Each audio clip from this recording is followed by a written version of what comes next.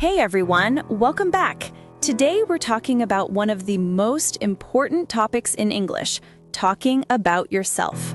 Yeah, it's something you need in almost every situation. Introductions, interviews, meeting new people, even traveling. Exactly. So Alex, let's start with you. How would you introduce yourself in a simple way? Sure, I'd say, "Hi, I'm Alex. I'm from Canada. I'm 29 years old and I work as a graphic designer."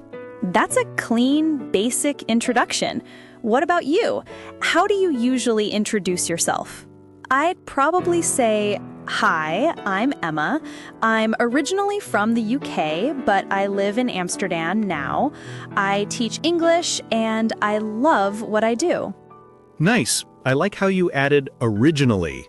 It's a great word for talking about your background.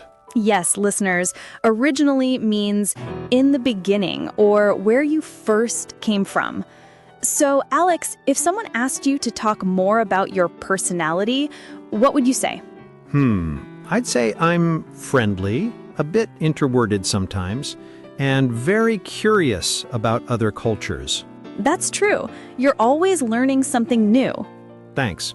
What about you? Personality-wise, how would you describe yourself?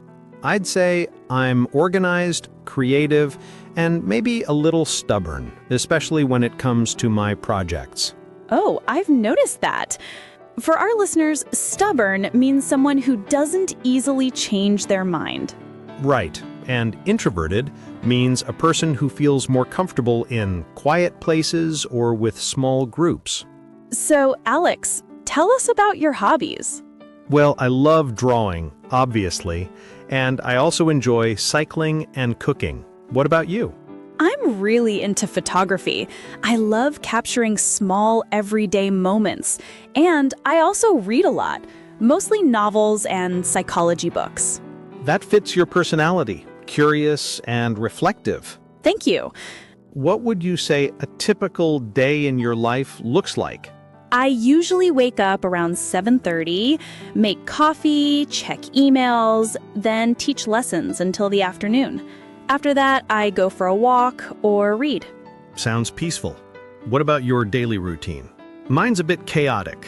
I wake up at 8, grab breakfast quickly, then start working on clients' projects. Sometimes I work until late at night, depending on deadlines. Yes, the classic freelancer lifestyle. Here's a deeper question. What are your goals for the future? Good one. I want to grow my design studio and maybe publish a book about creativity.